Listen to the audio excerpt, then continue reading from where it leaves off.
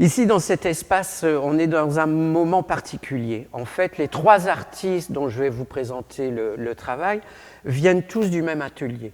L'atelier de Mario Del Bianco, qui était l'animateur, et ces gens vivent en Belgique dans une institution qui s'appelle le Homme Livémont. Et donc, ensemble, pratiquement, ils pouvaient créer et travailler le bois, chacun évidemment dans des espaces séparés, mais ils étaient quand même ensemble. Alors ici, on a Jean-Marie Eligen. Jean-Marie Eligen, c'est quelqu'un de foisonnant. Pour lui, tout est créatif. Donc, il va trouver, par exemple, des douilles de balle qu'il va couper pour en faire ses sculptures.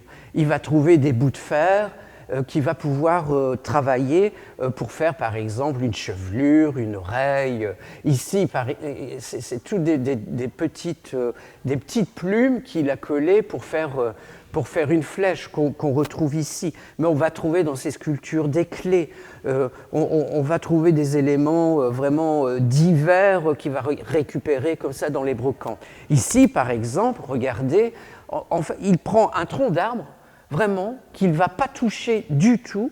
Et puis sur ce tronc d'arbre, regardez comme il a mis des plaques de métal et qu'il a cloué. Alors c'est assez particulier parce que quand on regarde plus haut, on voit que tous les clous sont les uns contre les autres serrés. Et puis au fur et à mesure qu'on va descendre au niveau de la sculpture, on se rend compte que pratiquement les plaques ne sont plus attachées et qu'il y a un clou d'ici, de là. Alors, monumentale, œuvre monumentale. Les bras sont séparés, on les attache après comme on peut, on fait un peu comme on peut.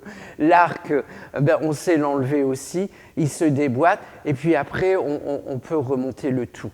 On voit ici cette œuvre, on voit où il s'est amusé à découper le bois pour faire des oiseaux, très, très, très beaux, très épurés.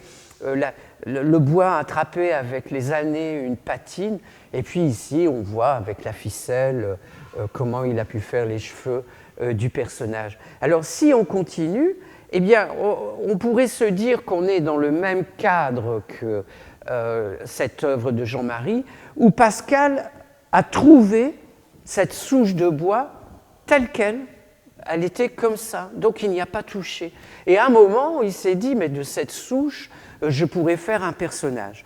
Alors regardez, finalement, il a enlevé l'écorce, et puis on dirait qu'avec sa gouge, oui, il a creusé, mais on dirait que c'est presque une caresse, quoi. Il n'agresse pas le bois, il souligne finalement toutes les anfractuosités du bois. Et puis évidemment, tout en haut, il y a vraiment les yeux, le nez qui sont signifiés, mais au final, ça devient peut-être un peu secondaire. Alors, vraiment un travail aussi sur l'équilibre, parce que cette sculpture repose que sur un pied, et l'équilibre est parfait, hein, ça tient, il n'y a absolument rien qui puisse l'attacher définitivement. On continue avec une autre personnalité que j'aime beaucoup, c'est Dominique Botman. Dominique, idem, vous voyez, il prend un tronc, une grosse masse de bois, et puis lui par contre, il vient la sculpter. Alors, qu'est-ce qu'il sculpte? Qu'est-ce qui l'intéresse? Eh bien, ce sont les personnages, vous voyez ici, on voit, il y a le symbole des yeux, le nez, la bouche, mais il va faire aussi des animaux, il va faire des oiseaux. Alors, les oiseaux ne sont pas forcément toujours repérables dans l'entièreté, parce qu'il va signifier les plumes plutôt de l'oiseau, et il ne va pas forcément le sculpter dans son entièreté. Alors lui, une particularité par rapport aux autres, c'est qu'après, il vient mettre une teinte bleue qui est assez puissante et finalement qui va vers le noir, hein, pratiquement. Alors, ces sculptures étaient à la fois faites pour aller à l'extérieur, mais pas trop, parce que malgré tout, avec les intempéries, tout ça, le bois est attaqué, donc on a dû à un moment les rentrer pour les protéger. Alors, ces trois personnages, Pascal Masquelière, Jean-Marie Eligen, Dominique Botman, faisaient aussi de la peinture, mais pas que, ils faisaient aussi de la gravure. Et donc là, je vous emmène pour voir des œuvres qui ont été faites en 1984. À l'époque, c'était mon atelier. Et on va ici les retrouver dans la linogravure. Alors la linogravure, c'est particulier parce que vous avez une plaque, vous la gravez, mais l'erreur n'est pas possible. Une fois que la matière est enlevée, elle est enlevée. Donc il faut presque savoir précisément, avoir dans la tête ce qu'on va vouloir faire. Alors Dominique, un peu comme ses sculptures, vous voyez, il y va, il creuse. Hein, on sent qu'avec la gouge, il s'est amusé. Et le dessin, à la limite, à un moment, devient presque secondaire. Il le signifie à peine. Mais ce qu'il aime, c'est enlever la matière, des grosses matières, des fines griffures. Tout ça l'intéresse beaucoup. Alors que Pascal Masquelière, eh ben là, c'est très différent. Quand on regarde ces personnages, qu'est-ce qui l'a intéressé? C'est les personnages.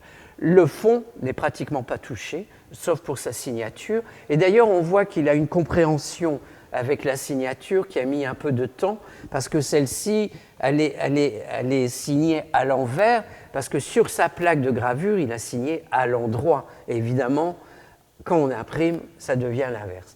Mais regardez comme lui s'est intéressé aux personnages, aux vêtements des personnages, donc ce sont des soldats, à leur armure, et comment c'était ça lui, qui l'intéressait. Et finalement, on voit qu'il y a une grande diversité dans ses coups de gouge. Alors que Jean-Marie Eligen, alors lui, on est aussi sur le personnage, mais tout l'intéresse.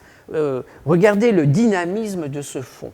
Je crois que ça donnerait quelque chose de tout à fait différent si tout ça était noir ou s'il avait enlevé toute la matière. Mais non, le fond participe vraiment avec la femme qu'il a voulu représenter. Alors, ici aussi, on dirait pratiquement le personnage est nu. Vous voyez, regardez, on voit le nombril, le bas-ventre, mais en même temps, il est habillé. Il y a là, comme ça, un jeu où on peut voir où c'est caché, quoi. Mais enfin, ils ont une maîtrise technique, que ce soit en sculpture, en gravure ou en peinture, qui est tout à fait époustouflante.